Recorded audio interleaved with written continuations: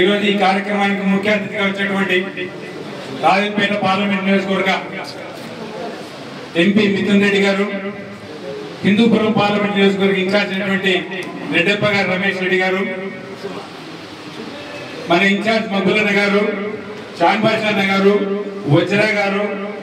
ఎంపీపీలు, ఎంపీటీసీలు, జెడ్పీటీసీలు, పంచాయత్ బోర్డు ప్రెసిడెంట్లు, కౌన్సిలర్లు,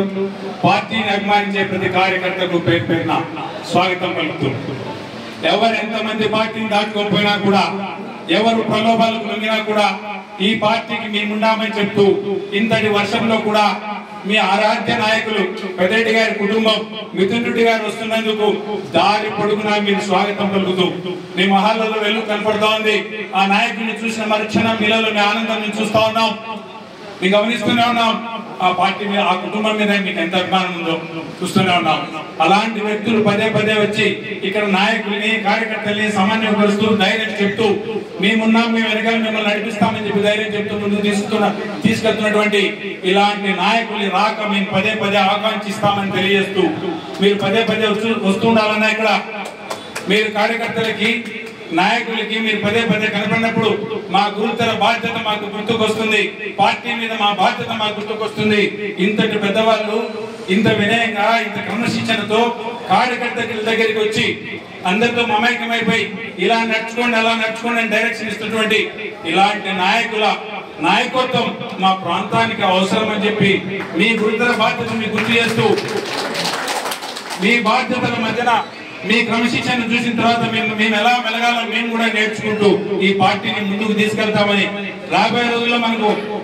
అగ్ని పరీక్ష సోదరులారా గుర్తుపెట్టుకోండి.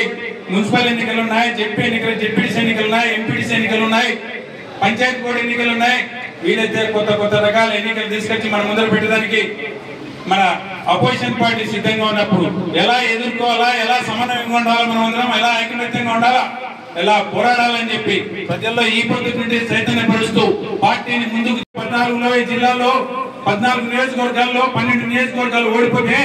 2 నియోజకవర్గాలు వైఎస్ఆర్ కాంగ్రెస్ పార్టీ గెలిస్తే దాంట్లో కదిరి ఒకటి ఉందని గుర్తుపెట్టుకోండి సోదరులారా.